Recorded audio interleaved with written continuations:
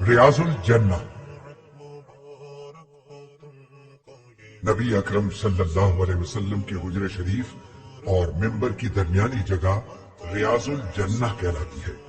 حضرت ابو ہریرہ رضی اللہ تعالی عنہ نبی اکرم صلی اللہ علیہ وسلم کا ارشاد گرامی نقل کرتی ہے کہ میرے گھر اور منبر کے درمیان والی جگہ جنت کے باغیچوں میں سے ایک باغیچہ ہے، اور میرا منبر قیامت کے دن حوض کوثر پر ہوگا۔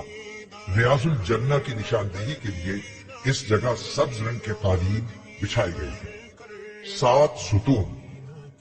یوں تو مسجد نبوی کا چپا چپا نور فشاں ہے، مگر ریاض الجنہ کے وہ 7 ستون جنہیں سنگ مرمر کے کام اور سنہری میناکاری سے نمایاں کر دیا گیا ہے، خاص طور پر قابل ذکر ہے۔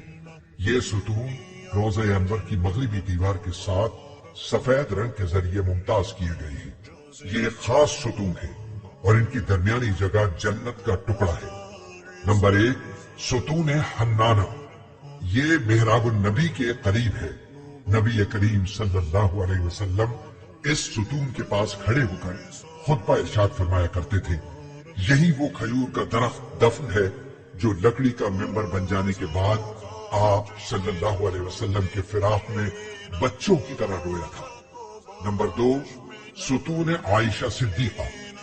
ایک مرتبہ نبی اکرم صلی اللہ علیہ وسلم نے ارشاد فرمایا کہ میری مسجد میں ایک ایسی جگہ ہے کہ اگر لوگوں کو وہاں نماز پڑھنے کی فضیلت کا علم ہو جائے تو وہ قرآن اندازی کرنے لگے۔ طبرانی۔ اس جگہ کی نشاندہی ام المومنین حضرت عائشہ صدیقہ رضی اللہ تعالی عنہا نے فرمائی تھی۔ یہ وہی جگہ ہے۔ نمبر 3، ستون ابی لبابہ۔ ایک صحابی حضرت ابو لبابہ رضی اللہ تعالی عنہ کا قصور اس جگہ معاف ہوا تھا۔ انہوں نے اپنے آپ کو اس ستون کے ساتھ باندھ لیا تھا۔ نمبر 4، ستون وفود۔